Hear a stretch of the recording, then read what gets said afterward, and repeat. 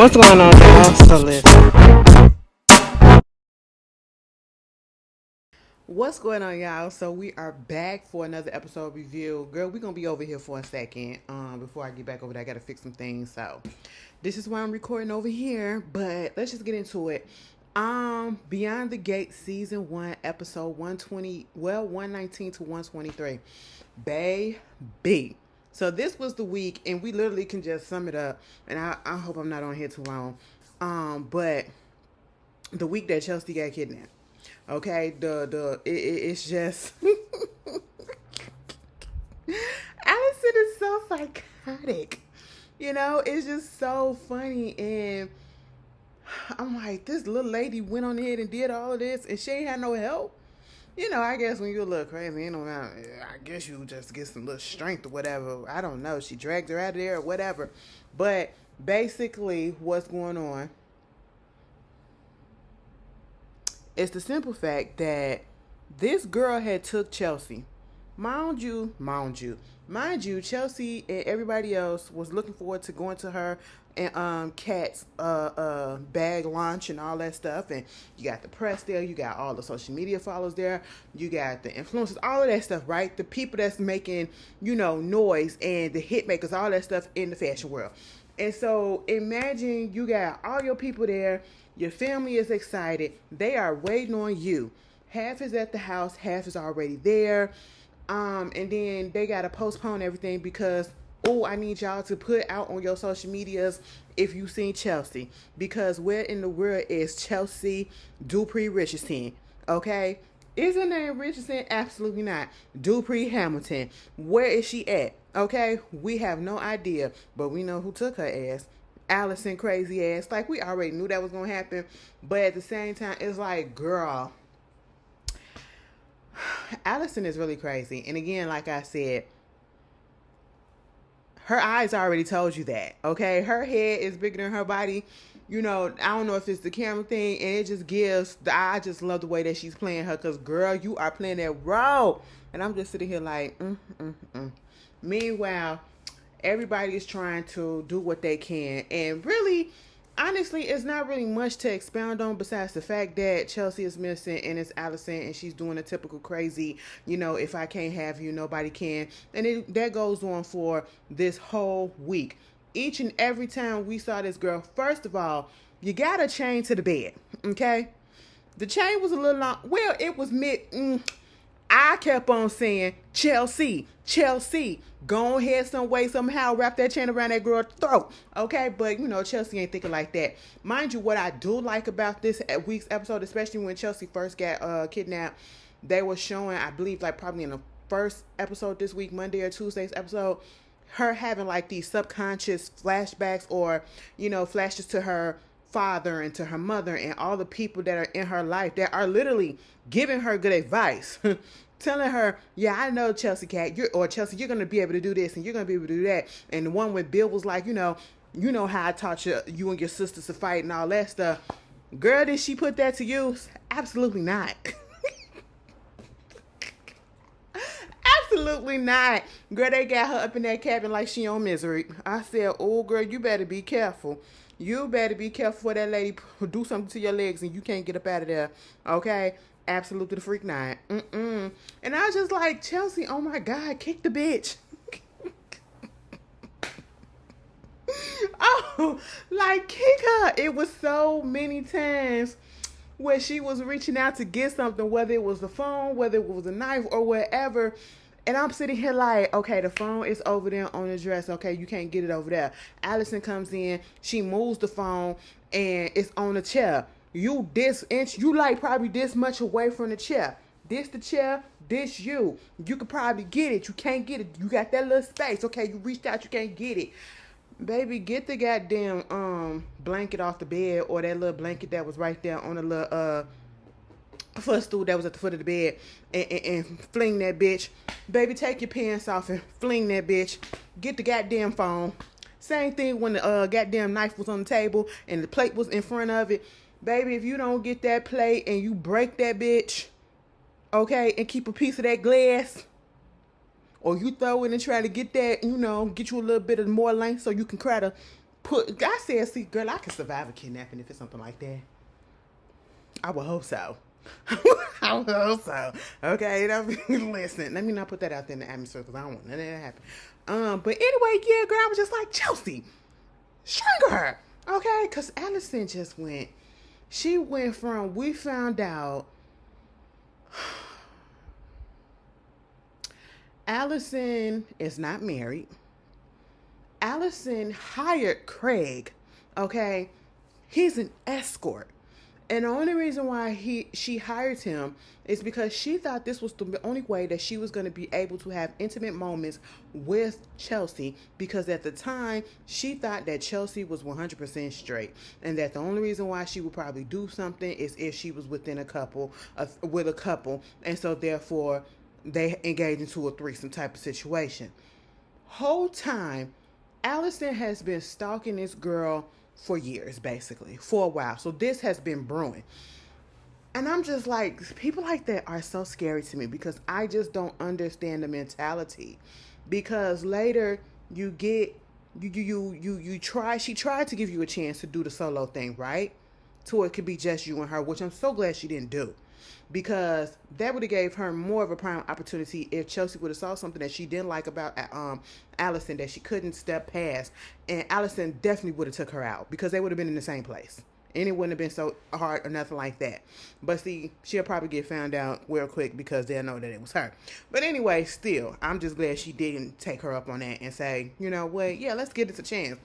So you do all of this instead of just going ahead and say, yeah, I'll be with you. That would have been your moment to come clean, or even make up a line, say, well, me and Craig are already going through some stuff, we getting a divorce, and that's it. No, you had to be, oh, my husband is abusive. Oh, he hit me in the head. Oh, I want to be with you. Oh, you know, you can't trust Madison and all that stuff, and woo, woo, woo. Then you kidnapped a bitch. Okay? And now I've been stalking you all this time, and you wrote me this thing, and it said that you left me forever and all this stuff. Chelsea said, bitch, I ain't say that. You just be reading stuff, you interpreted yourself. That's what she did. And I said, girl, first of all, she said, I didn't write that to you. And if I did write something, it was not along those lines. Okay, what are you talking about? Girl, you are delusional. And then you go from that to talking about how they're meant to be together. She's her soulmate. Then want to say, let's make love. I said, what we about to do? You know, and she was like, absolutely not. And then, you know, she tried to play into it for a little bit, and when Allison went in to kiss her, she bit her lip or whatever, and she said, oh my God, bitch, you made me bleed. Okay, and I said, that would have pissed me off. That would have pissed me off, and I probably would have fucked Chelsea ass up, because what you're not going to do is make me bleed. But see, I never do that to nobody. But I'm just saying, you hurt me in some type of way, and especially cause a wound, girl, that's going to enrage me. I'm just sorry. Okay, I was like, oh my God, Allison, what you about to do? Allison said, oh, so you been with Madison, you like it rough? That's what you want to do? That's what you do with Madison? Oh, so you do like it rough. I'll give you rough. I said, oh my God, what are you about to do? Please tell me you're not about to force yourself on this woman. And trust and believe stuff like this happens too. Okay, don't think that it's not possible. It's very much possible. I said, girl, what you about to do? Remember when Ronnie did that to Diamond and Players Club? But she drugged her. She was drunk and shit and everything. And she took advantage of her. She was like, drunk bitch. I said, oh my God, why would you do that? I said, like brother and like sister. It don't make no damn sense. But anyway, why you do that to her? Huh? Why you do that to her? Girl, I was just like, oh my goodness, what is going on? Please don't do what I feel like you finna do. And so eventually, you know, she didn't do that. Somehow, some way, went and got dressed up, wanted them to wear matching, you know, lingerie sets and stuff. I said, girl, what is happening? You doing too much. You are doing too much. She said, girl, I'm trying to live out a fantasy where I got it because I know it ain't gonna last. I said, well, no. Then she want to get married. Oh no, she got pissed off at Chelsea because Chelsea was flung the food, whatever, threw the wine in her face and all that stuff. Then come back and she want to get married to her. I said, what? And I said, you know what? She forced her to basically marry her if she didn't want anything to happen to Madison. And So she's like, yeah, sure, girl, we'll do these vows and all that stuff. And then she was like, girl, let's make love. And I'm sitting here like, do you not understand that even though you said that Allison is giving one of those, we're spiritually married, okay? Even though it's not legal, there's no marriage license signed, and, I can't get no benefits. I can't get I guess the benefits of being married, those access and all that stuff, whatever. I can't get that because we're not legally married, so I don't have no rights to it. But sure, we're married, all right? She did this whole vow ceremony and all that stuff, and, the cake and everything, and then talk about something, let's make love. And then Chelsea was like, she just finally had enough. She said, listen, bitch, we're not going to ever make love, okay? I don't, because she was like, but I will tell you this. Allison got me with that. I know how to make your body sing and all this stuff. And I know I know every note to touch and to feel to make your body sing. And Chelsea said, well, bitch, my body got a whole new tune, okay? And you will never make this shit sing again. I said, I know that's right. Who was in the writer's room who wrote them 2 lines for them? That was, okay? That was T. I said, you know what? Shakespeare. Nikki Giovanni on that bitch, okay? Give me a little bit of Maya Angelou. I know why the cage bird sing. You finna make her what sing? I liked it there. I said, now hold on, Allison. I ain't even supposed to be on your side. But girl, you got me with that one. And Chelsea, you got her back with that one too. And I said, oh, ping pong, ping pong, ping pong. Okay, y'all was doing it. But Chelsea said, you're not gonna touch this. Allison gets upset, throw the key. Okay, and I said, girl, what you about to do now? Because she said, eventually I'm gonna get this. And I said, all right. So she basically just gonna be locked up in there for a while.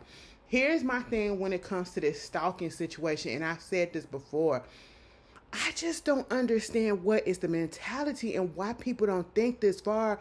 Maybe because they're mental, and maybe because they're probably going through this period of a manic episode or something like that. Because if you have to force somebody to be with you, then you should know that means that they don't love you at all. And they're not there because they actually love you and they want to be there. It's because you're forcing them to. And why would I want to be with somebody that you got to force? But then I guess they'd be like, well, as long as I can get a piece and as long as you there, it is what it is. I don't give a damn. I'm finna control this ship either way. Okay, you can act like you don't want it, but I'm gonna give it to you regardless. That's crazy. I can never. That mentality, girl, absolutely not. Moving on from that. Now, while Chelsea is gone missing, everybody is up here trying to figure out what's going on. Because you got Smitty, he want to do his investigation a little bit. You got Martin, and this situation is actually kind of bringing Martin and Smitty back together a little bit. There was this one point in time where they was about to kiss, but they got interrupted by a door or whatever, so they had to go get that. But, they a little worried, of course. But I ain't really got much to say on that. This whole situation with Kat and Jacob, they're the ones that's really on it for real too. Okay, because Kat going through the social medias, and all that stuff.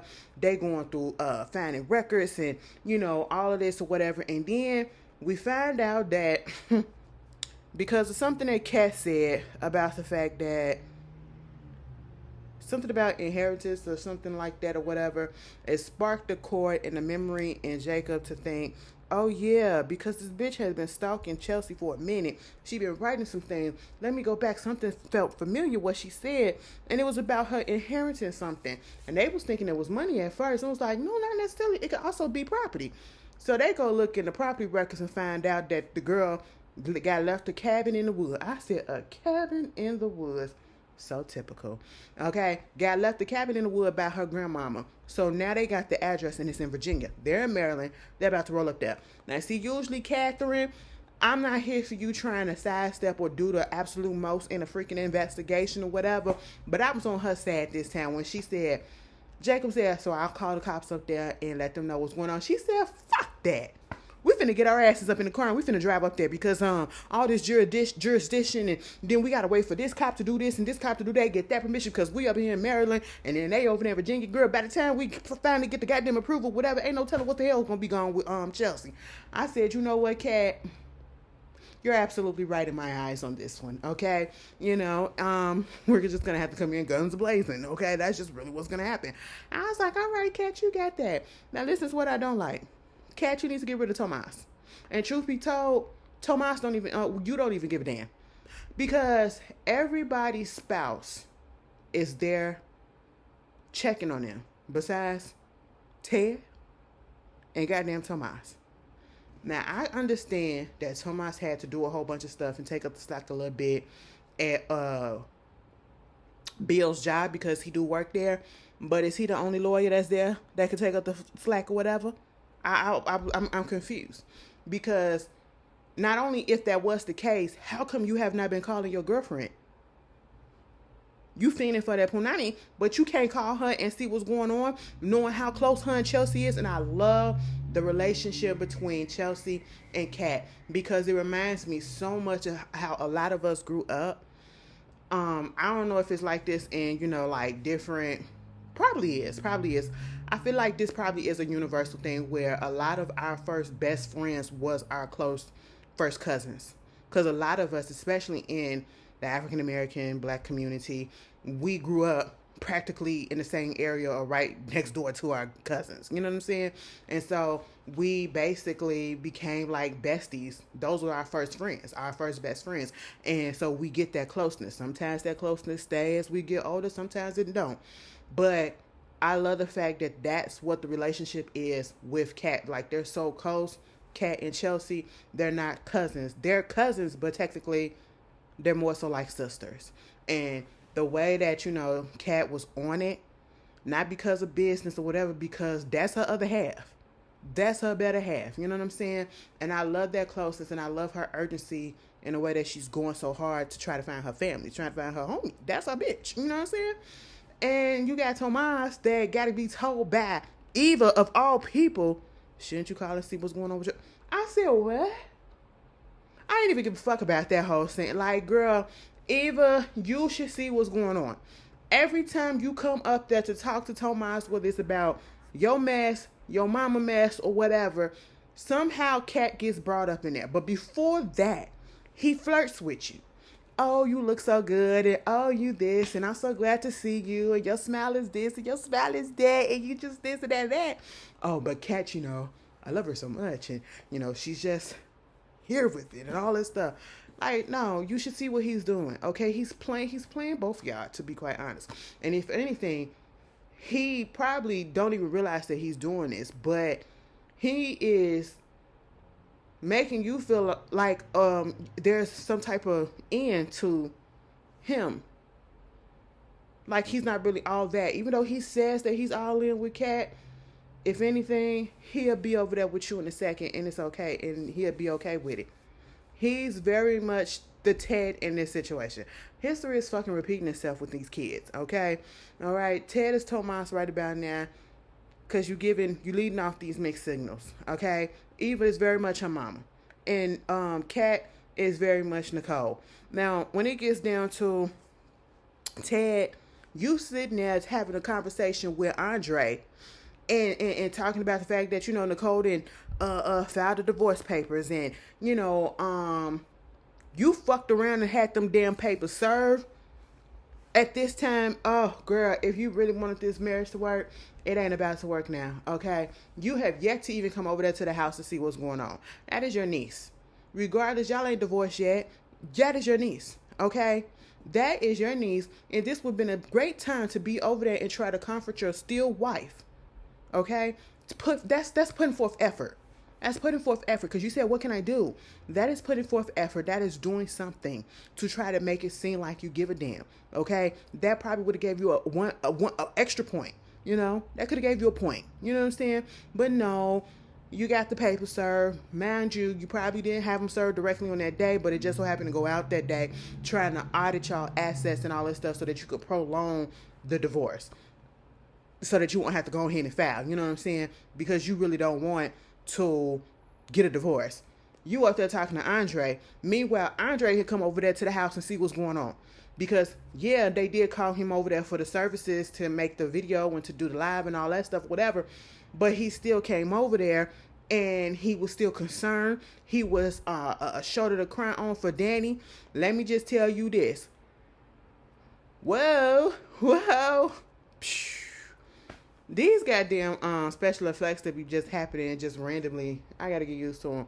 But no, let me just tell you this. The interaction between Danny and Bill and everybody else, listen, they're gonna get back together. It may not be this season, it may not be next season, but baby, they're gonna get back together. Because the way he looked when he walked in and saw Andre hugging all up on Danny, or Danny was hugging all up on him, and Andre was comforting her, baby, he looked taken aback like, hold the fuck up. And I said, oh, you felt some type of way. Okay, it's the same look that Haley has every time she comes in on Bill touching Danny in any type of way. Okay, any type of closeness that they have. The same look that Andre had when he saw Bill and Danny hugging each other too. And I'm sitting here like, Andre, don't even get in your feelings about that. This is a mother and a father giving comfort to each other because their child is missing. That's all that is in that moment, okay? Haley, on the other hand, bitch, Bill, you gotta divorce her. You have to divorce her. Because the only friend that you got, allegedly, is old girl from the office. Y'all sitting at the crib having a little movie day. That was cute because, you know, whoever is writing this, y'all stands of, they're definitely in the beehive. Okay, because there's been a few times that we heard Beyonce mention, and they were just over there looking at Coachella, they were looking at Homecoming, and they definitely was about to look at Obsessed. Okay, I said, oh, I caught it, and I said, the fact that I know all this shit, bitch, that says a lot. I don't know if it's good or not, but yeah. And I was just like, oh, so what? Y'all was finna have a good old time. And then you get word that Bill, he don't want you to come over because of Chelsea missing. And he tell you, leave it alone. Let me take care of it. Mind you, because he's over there at Anita Dupree house in Vernon. You still get your ass up and you go over there and you make this whole situation about you and y'all relationship and the reason why y'all not as close, or he's not letting you be a wife, is support him and all this stuff. Bitch, this ain't the fucking time. This ain't the time. He ain't over there trying to do nothing with Danny. He ain't over there trying to do nothing with them Duprees. All he over there doing is trying to get his daughter back, bitch. That's what it is. Girl, she pissed me off so goddamn bad. And I'm just sitting here like, what the fuck? They had Nicole cuss her out only for Nicole to come back and ask if she okay with the whole pregnancy and all. I said, girl, don't give a fuck about that shit. I'm sorry. I just don't like Haley. Haley just be dumb on purpose. Like, come on now, I will say, are you stupid? But clearly she is. I'm like, come on now, common sense ain't so common with your ass. Like, you so goddamn insecure, it don't make no sense, right? Meanwhile, this whole situation with Leslie trying to get that house. Okay, so Leslie got the country club, right? She's gonna go broke in a couple of months. The way that she's going through the money, and it's making me think like, I need to know an actual number as to how much was in that trust, because she's buying a monthly membership she's already bought a monthly membership to the country club. That's one. Literally just got the check, and she's looking to get the house across the street from the Duprees. She did get approved because she put in a big cash offer or whatever, but Vanessa made it so that, she can't move in for the next 90 days because they want to wait until they get a new place, and then they're going to stay in the house until they get a new place. So now that put a little monkey wrench in her plans, and it's like even Eva is confused, like, why are you doing this? Why are you doing this? Because at the end of the day, she's not going to listen to anybody. Even if it's Ted, she's still not going to listen to him, okay? You want this home across the street from the Duprees to do what? To throw it in their face that you got some money or whatever and that it was from the Duprees or whatever? Okay, and what else? You want respect? I don't know what you're doing this for, because at the end of the day, the Duprees did nothing to you. Nicole did nothing to you. Ted was the one that did all of this. So even if you're trying to ruin his life and his family takes a you know, they're collateral damage, I will understand that. But you focusing your attention on Nicole and calling her a princess and prissy and uppity and all of this stuff, she's done nothing to you. She hasn't disrespected you until you start doing all of this stuff. She was never a bad person. So I'm so confused as where's the vitriol coming from. Because at the end of the day, you should not want to be with a man who would do what Ted did to you and who would do what he did to his wife. Y'all both should be teaming up to jump his ass. But see, Leslie don't want to look at it that way. And I'm so confused as to why. Yeah, you still want Ted or whatever, but come on. And then to clear the situation up, Eva wanted him to talk to her out of getting the house, whatever, across the street. So his thing is, let me go talk to Leslie and tell her, oh, you can move into my house. Wait a minute, what? What house? The house with him and Nicole. Oh, they don't own half and half. That's just all mine. So, you know, she's divorcing me. I'm pretty sure you like that. And, you know, I'm losing one family and you gave me a new one. So, you know, I'm not going to be living there, but you can move into the house because I just don't want her to have it. And I know it's a ploy so that she won't get the house across the street from the Duprees, but this does not make fucking sense. God damn it, Ted, you don't think things through.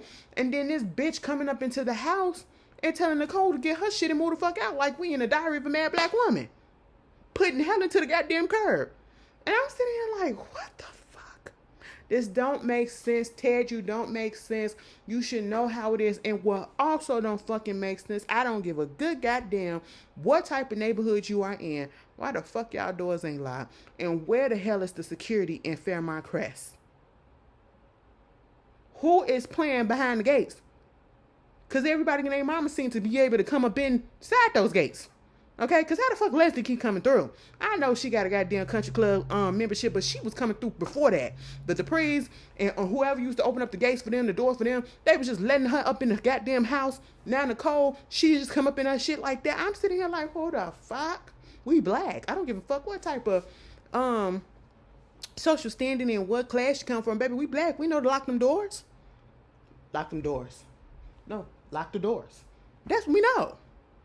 I said, what is going on? I said, Terry, you are stupid as fuck.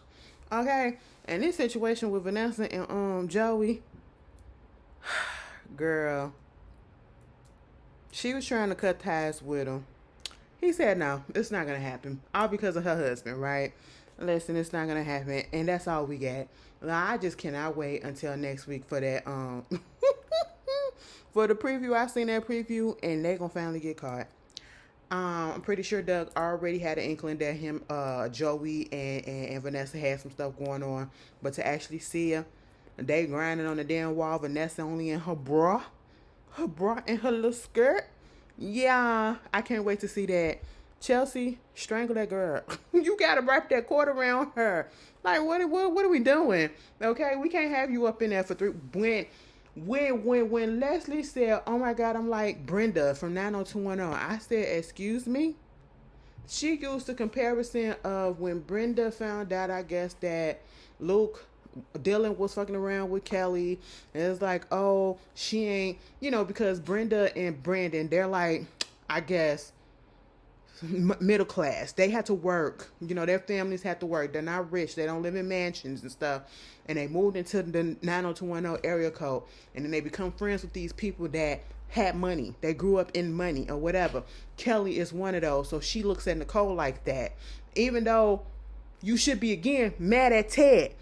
They should have been mad at Dylan because he playing both of y'all, right? I'm sitting here like, how dare you? May she rest in peace. Compare yourself to Miss Dorothy Shannon Doherty like that. I absolutely fucking not. Absolutely fucking not. Girl. I would say you Andrea, but I actually like Andrea. Andrea, she was just smart into herself. But the way that they had her, when I found out that Andrea was older than everybody else on that cast, I said, what, it kind of makes sense. It kind of makes sense. You kind of look, you gave that older, mature spirit trying to be a teenager. But it is what it is. I said, Leslie, you out your goddamn mind. You got to stop. You got to stop, okay? But anyway, that was this week's episodes. Real cute, real to the point, and I actually really, really enjoyed this week's episode. Girl, I love a good murder mystery type of situation. I don't know, it's something about the kidnapping situations on these shows. I'd be like, ooh, shit, what's gonna happen? How you gonna get out, girl? Do this, do that, do that. I love it. I love it. I love it. But anyway, I hope y'all enjoy the rest of y'all week. Well, actually, enjoy your weekend. Okay? It's still Friday. Do y'all know I've been off since Sunday? Saturday was my last day of work, right? I took vacation. Well, I had Sunday and Monday off. Those was my automatic days off, okay? And then I took off Monday, Tuesday, Wednesday, Thursday for 4 vacation days. Why didn't I just put in for tomorrow? Given that I have to work on Saturday, I'm already been off for these past 7 days, right? I have to go to work tomorrow, only to be off for another 2 days after that because it's Memorial Day weekend. What? Why didn't I just take tomorrow off? Jesus, I wasn't thinking. Anyway, you guys enjoy your weekend, and I will see y'all later. Peace.